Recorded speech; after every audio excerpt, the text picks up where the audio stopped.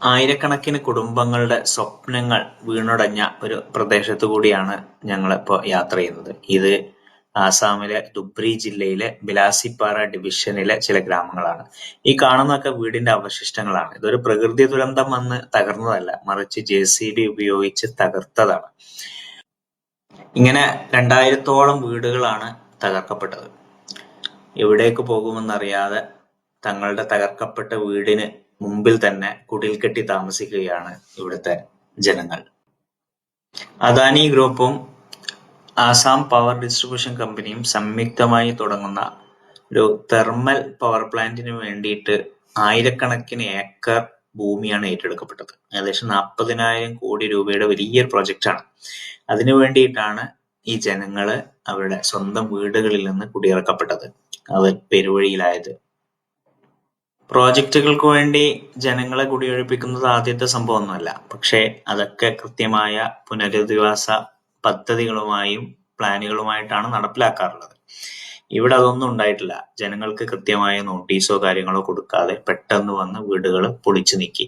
എവിടെ പോകുമെന്നറിയാതെ നിസ്സഹായരായി നോക്കി നിൽക്കുന്ന ജനങ്ങൾ.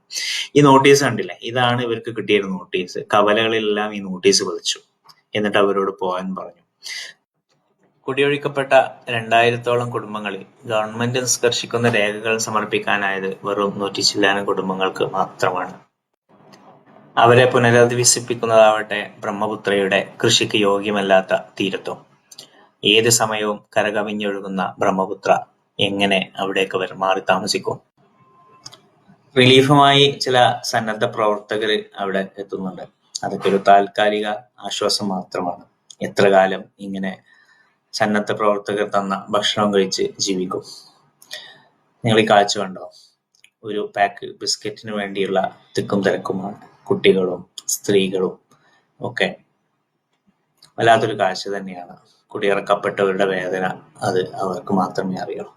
കുട്ടികൾ അവർക്ക് കിട്ടിയ ബിസ്ക്കറ്റ് ആസ്വദിച്ച് കഴിക്കുന്നുണ്ട്. അവർക്ക് അവരകപ്പെട്ട അവസ്ഥയുടെ തീവ്രത അറിയില്ലല്ലോ. ഇങ്ങനെ ഒരുപാട് കാഴ്ചകൾ, മനസ്സിനെ വേദനിപ്പിക്കുന്ന ഒരുപാട് കാഴ്ചകളാണ് കൂടെയുള്ള നാസകണ്ഠത്താണി പകർത്തിയത്. ഞങ്ങൾ യാത്ര തുടർന്നു. കാഴ്ചകൾക്ക് മാത്രം മാറ്റമില്ല. എല്ലായിടത്തും തകർക്കപ്പെട്ട വീടുകളുടെ അവശിഷ്ടങ്ങൾ മാത്രം. ഒരുപാട് ഹതഭാഗ്യരായ മനുഷ്യർ.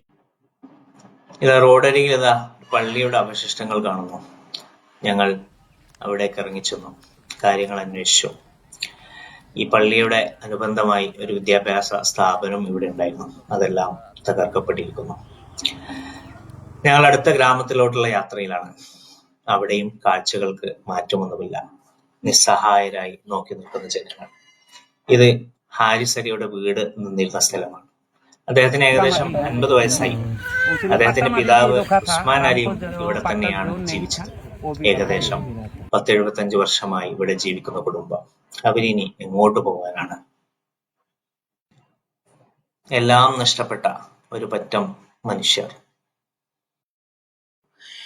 ഉള്ള സൗകര്യത്തിൽ വെച്ച് ഭക്ഷണം കുട്ടികൾക്ക് വേണ്ടി പാചകം ചെയ്യുന്ന ഒരു കാഴ്ചയാണ് നിങ്ങൾ കാണുന്നത്. എല്ലാവരുടെയും മുഖത്ത് ഒരു നിസ്സഹായ അവസ്ഥ. എവിടേക്ക് പോകും? എന്തു ചെയ്യും? ഭാവി എന്ത്? ഒന്നിനും ഉത്തരങ്ങളില്ല. നിങ്ങൾ കാണുന്ന ഈ മുഖത്ത് നിങ്ങൾക്കത് വായിച്ചെടുക്കാൻ പറ്റും. ഒരു വലിയ സങ്കടകരമായ ഒരു കാഴ്ചയാണ്. അതിനിടെ ഇതാ ഒരു താൽക്കാലികമായിട്ടാണെങ്കിലും മഴ കൊള്ളാതെ കിടന്നുറങ്ങാൻ പറ്റുന്ന ഒരു ഷെഡ് ഉണ്ടാക്കുന്ന തിരക്കിലാണ് ഈ യുവാവ്. ഇത് മോമിനുൽ ഇസ്ലാം, ഈ ഗ്രാമവാസിയാണ്. ഡിഗ്രി കഴിഞ്ഞിട്ടുണ്ട്. ഞങ്ങളെ ഡിഗ്രി സർട്ടിഫിക്കറ്റ് കാണിക്കാൻ കൊണ്ടുവന്നതാണ്. പഠിച്ച് ഒരു അഡ്വക്കറ്റ് ആകണമെന്നാണ് ആഗ്രഹം. താമസിക്കാൻ കൂരയില്ലാതെ പഠിക്കുന്നതിനെ കുറിച്ച് എങ്ങനെ ആലോചിക്കാനാണ്? ഓരോ കാഴ്ചയും സങ്കടപ്പെടുത്തുന്നതാണ്. എന്നാൽ ചില കാഴ്ചകളാവട്ടെ മനസ്സിൽ നിന്ന് പോകുന്നേയില്ല. പ്രത്യേകിച്ച് കുട്ടികളുടെ സങ്കട കാഴ്ചകൾ.